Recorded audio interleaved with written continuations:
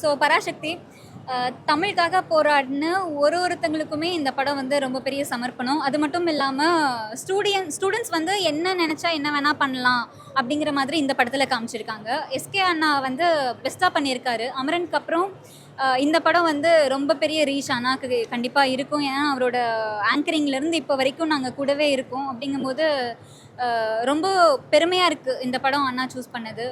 So அதை தாண்டி அண்ணாக்கும் அதர்வாக்கும் இருக்க காம்பினேஷன்ஸும் சரி, ரவிமோகனுக்கும் அண்ணாக்கும் இருக்க காம்பினேஷன், ஸ்ரீலீலா ஒருத்தவங்களுமே பெஸ்ட்டாக பண்ணியிருக்காங்க. ஈக்குவல் இம்பார்ட்டன்ஸ் வந்து எல்லாருக்குமே இந்த படத்தில் இருக்குது. ஜிவியோட மியூசிக் 100th ஃபிலிம். பட் அவர் வந்து அப்படிலாம் எதுவுமே காமிச்சிக்கல. நார்மலாக அழகாக இருக்குது. ரத்னமலா சாங் சூப்பராக பண்ணியிருக்காரு. தேட்ரிக்கல் எக்ஸ்பீரியன்ஸில் அதை பார்த்து கேட்கும்போது ரொம்பவே நல்லா இருந்தது.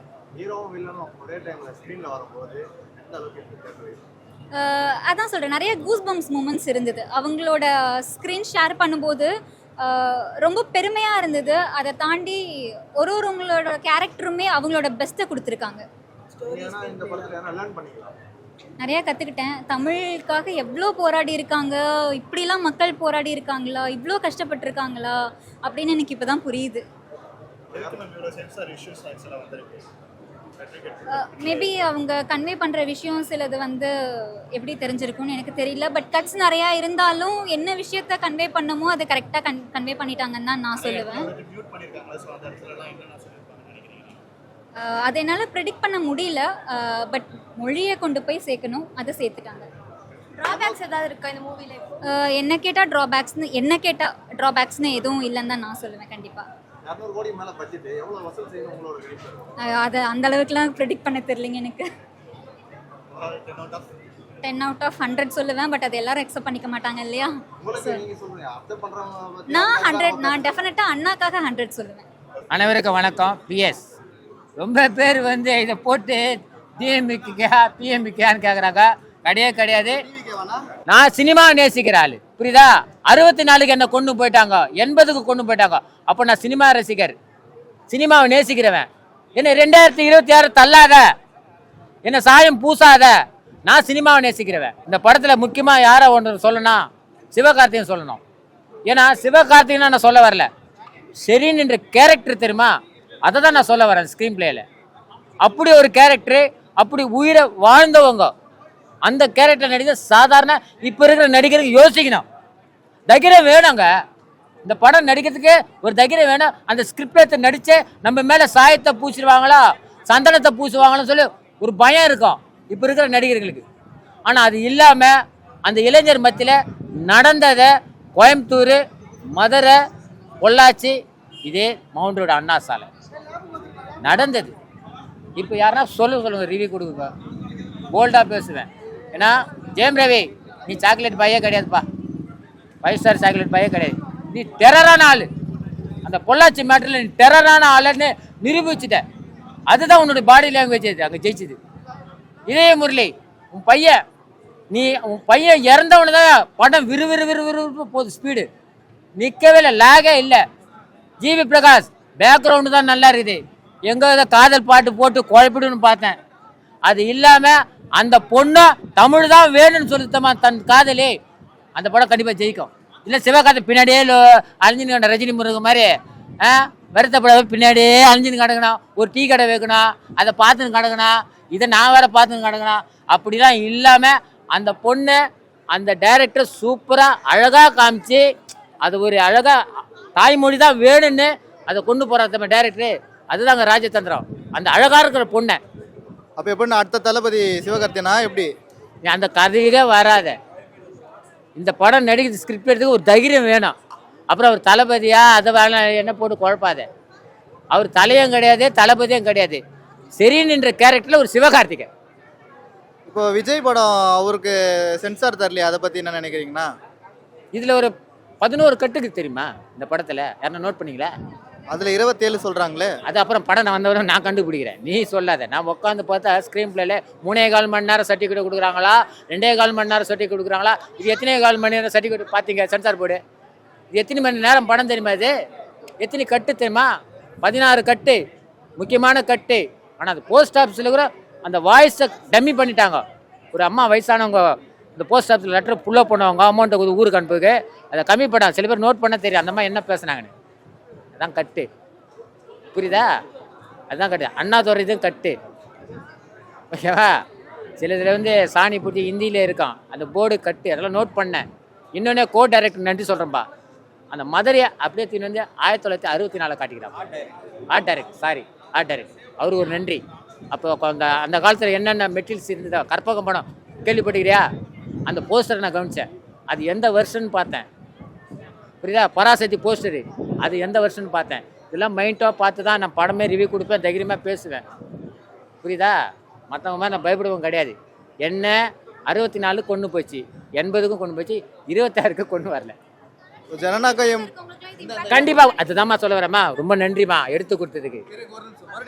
இந்த ஜெனரேஷன்ல இருக்கவங்களுக்குலாம் இது இம்பாக்டா இருக்கும். அதுதான்மா 26 64 பாருமா. ஏன்னா எங்களுக்கு அந்த ஜெனரேஷன் போய் பார்க்க நீ போய் பார்க்கலாமா அம்மா, நீ போய் பார்க்கலாமா. நீ 26மா, 66 26ன்னு இருக்குதுமா. 64 பார்த்து கற்றுக்குமா, 80 பார்த்து கற்றுக்குமா, 26 பார்த்து கற்றுக்கினீங்கன்னா ஒன்றுமே தெரியாதுமா. அவ்வளோதான் நான் சொல்ல வருது. குட்டி பசங்களுக்குமே இதெல்லாம் கண்டிப்பா 16 வயசுலேயே பார்க்கலாம் தானே சென்சார் போர்டு கொடுத்துருக்கு, தெரியல? யூபியா என்ன அர்த்தம்? யூஏ கேள்விப்பட்டுக்கிறேன், யூபினா உங்களுக்கு தெரியாதா? 16 வயசு பையன் கூட பார்க்கலாம். ஓ, ஜனநாயகன் வந்திருந்தாலும் இது வந்திருந்தாலும் கிளாஷ் ஆயிருக்கும்னு நினைக்கிறீங்களா? இல்லைம்மா, நம்ம அதை வச்சு நம்ம பேசக்கூடாது. அதில் என்ன குறைபாடு இருக்குது? அவங்க இன்னும் சுப்ரீம் கோர்ட்டுக்குலாம் அவங்க போக வேண்டிய நிலைமை வந்தாச்சு. வெறும் சென்சார் போர்டு வரைக்கும் அது இல்லை, லேக் இல்லை. ஒரு மத்திய குழுவில் வந்து ஒரு 5 பேர் 6 பேர் படம் பார்ப்பாங்க. அதில் 2 பேர் கருத்து தப்பானாலும் அப்ஜெக்ஷன் தான். 5 பேர் கருத்து அங்கே இருக்காது. 2 பேர் கருத்து லேகிங்கில் இருக்கா, 4 பேர் கருத்து உண்மையாக இருக்கும். அந்த 2 பேர் கருத்தை தான் எடுத்துக்குவாங்க. ரொம்ப உன்னிப்பாக பார்த்துக்கிறாங்க அந்த படத்தை, உன்னிப்பாக கவனிச்சுக்கிறான்னா அந்த 2 பேருக்கு தான் புத்திசாலி தானே இருக்குது. 4 பேருக்கு புத்திசாலி இல்லைன்னு தான் அர்த்தம் அந்த போர்டு கமிட்டியில். எனக்கு நல்லா தெரியும். 5 பேர் 10 பேர் தான் வைப்பாங்க, புரியுதா? இது சுப்ரீம் கோர்ட் அலுவலில் போயிட்டு மேல்முறையீடு பண்ணி 22 கொண்டு வரலாம் படத்தை. இப்போ 26 வருதுல, ஜனவரி 26 லீவு தானே கவர்மெண்ட்டில். அப்புறம் கொண்டு வரது வாய்ப்பு இருக்குது. அட்வொகேட்டில் யார் கேட்டாலும் நான் அட்வொகேட் சொல்கிறத நானே சொல்லிடுறேன். இது மேல்முறையீடு பண்ணலாம். ஒரு படத்தை எடுத்து சில காட்சிகளை நீக்கிட்டு வெளியே விடலாம். அரசியல் பேசுறது மேடை பேச்சு வேற, படத்தில் காட்டுறது கட் பண்ணி எடுக்கிறது வேற. நான் சொல்கிறது புரியுதா? அரசியல் பேசுறது ரெக்கார்ட் பண்ணுறதுமா. போலீஸ் உளவுத்துறை ஒரு மேடை பேச்சர் பேச ரெக்கார்ட் பண்ணி உளவுத்துறை என்ன பேச அது காட்டுறது. ஆனால் படமாக போட்டால் கத்திரிக்கோள் இருக்குது, வெட்டி எடுக்கலாமே, காட்சிகள் எடுக்கலாமே. 3.25 மணி நேரம் 3 நிமிஷம் அப்படின்னா 2.25 மணி நேரத்துக்கு கொண்டு வரலாமே.